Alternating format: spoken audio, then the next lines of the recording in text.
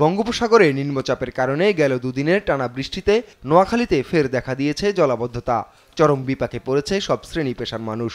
নোয়াখালীতে প্রভাবশালীরা যে পরিমাণ সরকারি জমি দখল করে স্থাপনা তৈরি করে প্রতিবন্ধকতা সৃষ্টি করেছে, সেখানে আমাদের জলাবদ্ধতা সৃষ্টি হওয়ার মূল কারণ।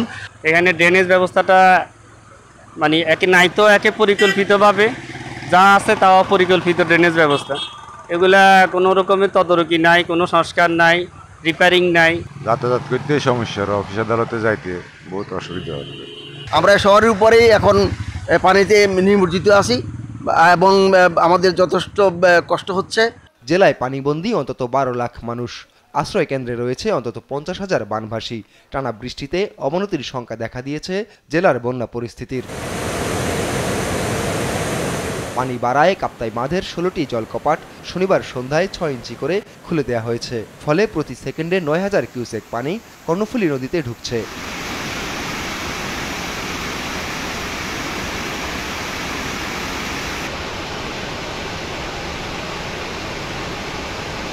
হ্রদে পানি ধারণ ক্ষমতার সর্বোচ্চ পর্যায়ে পৌঁছালে রাঙ্গামাটি জেলার লংগদু, ননিয়ারচর, বাঘাইছড়ির নিম্নাঞ্চলে জলাবদ্ধতা সৃষ্টি হয়েছে।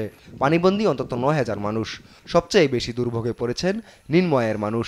আমরা অনেক কষ্টে আছি, বাচ্চা কাচ্চা নিয়ে ঘরে বসে থাকি সারাদিন, রাস্তাঘাট সব ডুবা, কোনো দিকে যাইতে পারতেছি না, আইতে পারতেছি না। আমাদের কষ্ট, বেড়াইতে কাম নাই, কাজ নেই, তা কষ্টের মধ্যে চলাফেরা। পানিটা আরেকটু বাড়তি করে ছাড়িয়ে দেওয়ার দরকার।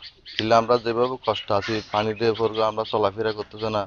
আমরা সরকারের কাছে এটাই বিনয়ের অনুরোধ জানাবো। টানা বৃষ্টিতে বাগেরহাটের নিম্নাঞ্চল তলিয়েছে।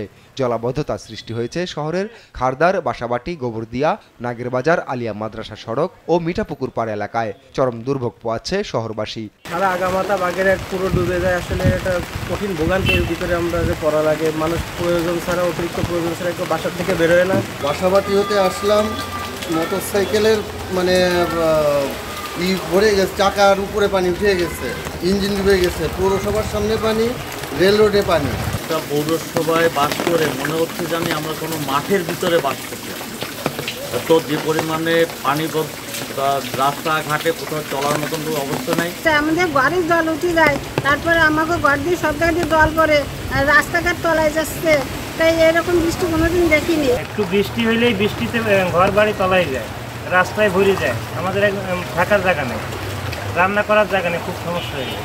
এমন পরিস্থিতি থেকে উত্তরণে দখল হওয়া খাল স্থায়ীভাবে পুনরুদ্ধার ও ড্রেনেজ ব্যবস্থার উন্নতির দাবি স্থানীয়দের। আপন অপু, নিউজ ডেস্ক, দেশ টিভি।